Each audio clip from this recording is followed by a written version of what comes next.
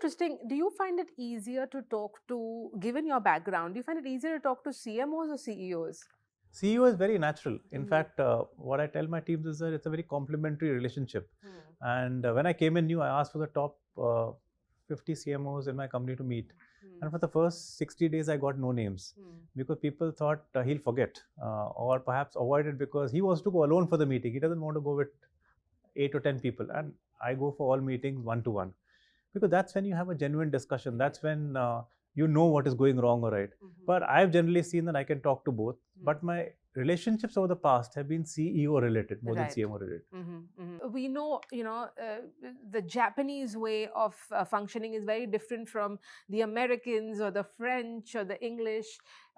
So what are some of the goals that you have set together for the India market, which we know is very, very important for all the holding companies? We're seeing that kind of investment also coming in.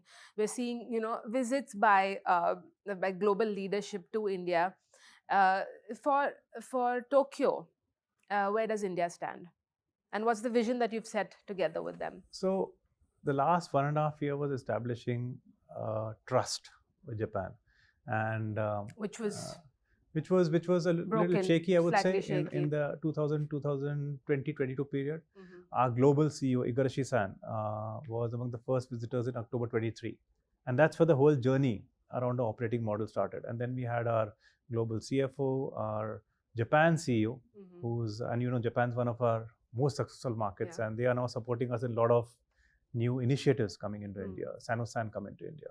But having said that, my vision, and which is what we are working with Japan, is to double revenue in 3 years. As I said, we are into phase 3, which is differentiation.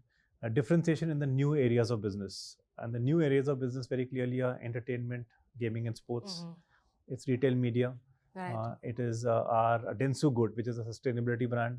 It is our B2B business, which used to lie disintegrated and it's come back into the portfolio. As I move ahead in the space, there will be areas which we will have internal talent on, and areas where we will need new talent. For example, influencers, meme marketing, sports experts, esports experts. I don't think we have that talent within Dentsu. Okay. So we may acquire, we may build talent internally, we may partner with companies, but that's the overall vision that we're looking at for Dentsu in India. Go back to the revenue targets for me. Can you recap the revenue targets and also headcount targets? And you said acquisitions also. Which specific areas are you already sort of exploring things in? So I won't quote revenues as we are not listed, but headcount, my view, very contradictory to what even Japan says, is not to increase headcount. The same headcount has to be able to deliver double the revenue, and we are about 3,000 odd headcount right now. Double the revenue in 3 years. Why? I think with AI coming in, a lot of things will become faster. Secondly, a lot of our people who have been doing a single job will be able to do multiple jobs as they learn. And thirdly, I would say, as we expand, our ability to portfolio sell will also help us get more traction. I would say these are the 3 big levers. Now again, I said influencers or meme marketing. We do some bit of work here and there, but do we have our own platform? Do we have 150, 200 member focus team around it? No. E-gaming doesn't exist. For most companies in India, leave alone Dentsu. Can we get someone from internally? It's a hard sell. I'll have to get someone from outside very, very clearly. We've got an ex-IMG person into our sports framework just recently. And he's changed the game in terms of how we think about sports. I would say cricket, but I would say also a lot outside cricket. Outside cricket, it's huge, very clearly. We look at a B2B setup.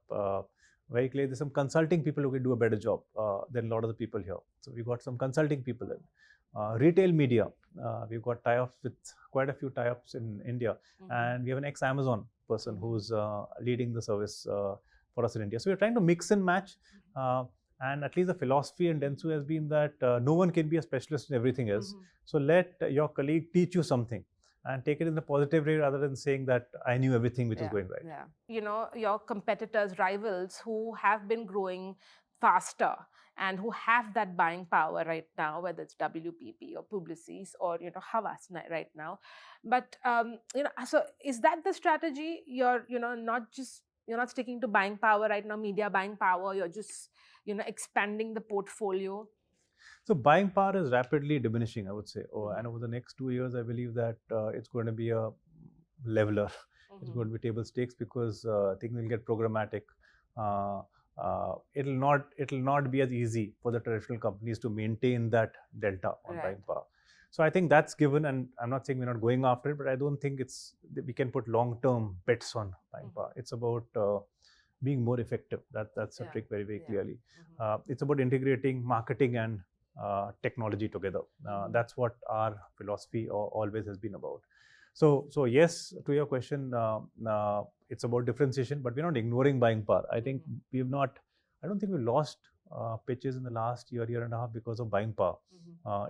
And clients don't make you lose pitches for 1 or 2%. Make you lose pitches for a big amount. I think those differences don't exist in the market, and I don't think over the next 2 years there'll be any difference at all. Most agencies will be pretty similar. It's about how much of a integrated